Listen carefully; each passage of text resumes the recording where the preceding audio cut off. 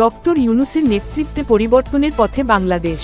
নোবেলজয়ী অর্থনীতিবিদ ও বাংলাদেশের অন্তর্বর্তী সরকারের প্রধান উপদেষ্টা ডক্টর ইউনূস বলেছেন, গত ১৬ বছর ধরে বাংলাদেশ যেন এক ধরনের রাজনৈতিক ভূমিকম্পের মধ্য দিয়ে গেছে। যা নষ্ট হয়ে গেছে আমরা আবার তা গড়ে তুলছি, সঠিক পথে এগোচ্ছি, জনগণ আমাদের পাশে আছে। দ্য ইকোনমিস্টকে এমন মন্তব্য করেছেন তিনি। প্রতিবেদনে বলা হয়েছে, ডক্টর ইউনূস মনে করেন, শেখ হাসিনা ও আওয়ামী লীগ সরকারের দীর্ঘ শাসনকাল ছিল এক ধরনের স্বৈরশাসন। ২০২৪ সালের আগস্টে বড় ধরনের গণআন্দোলনের মাধ্যমে তাদের ক্ষমতা থেকে সরানো হয়। প্রতি বছর প্রায় $16 বিলিয়ন দেশ থেকে পাচার হয়েছে। তার বিরুদ্ধে খুন, অপহরণ ও গণহত্যার মতো মামলাও হচ্ছে, যদিও তিনি এসব অস্বীকার করেছেন।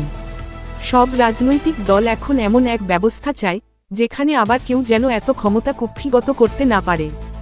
শেখ হাসিনা দেশ ছাড়ার পর সেপ্টেম্বর থেকে ইউনূস বিভিন্ন খাতে সংস্কারের জন্য একাধিক কমিশন গঠন করেন, যেমন নির্বাচন ব্যবস্থা, বিচার ব্যবস্থা ও সংবিধান সংস্কার কমিশন। এসব কমিশনে দেশের শিক্ষক, গবেষক ও বিশেষজ্ঞরা কাজ করছেন। সব সুপারিশ নিয়ে কাজ করছে একটি বড় কমিশন, জাতীয় ঐকমত্য কমিশন। তারা এখন পর্যন্ত ১৬৬টি প্রস্তাব নিয়েছে এবং দেশের ৩৫টি রাজনৈতিক দল এতে মতামত দিয়েছে। এই কমিশন জুলাই সনদ নামে একটি নীতিমালা তৈরি করছে, যাতে নির্বাচনের পথ তৈরি হবে এবং নতুন বাংলাদেশ গড়া সম্ভব হবে। ঐকমত্য কমিশনের সহসভাপতি আলী রিয়াজ জানান, কিছু ভালো পরিবর্তন এরই মধ্যে হয়েছে, যেমন বিচারপতি নিয়োগের স্বাধীনতা এসেছে। তিনি আশা করছেন, আগস্টের মধ্যেই চূড়ান্ত নীতিমালা তৈরি হয়ে যাবে। সব ঠিকঠাক চললে ডিসেম্বরেই নির্বাচন হতে পারে। ইউনূস আশ্বাস দিয়েছেন, ২০২৬ সালের জুনের মধ্যে অবশ্যই নির্বাচন হবে, তবে তিনি নিজে তাতে অংশ নেবেন না।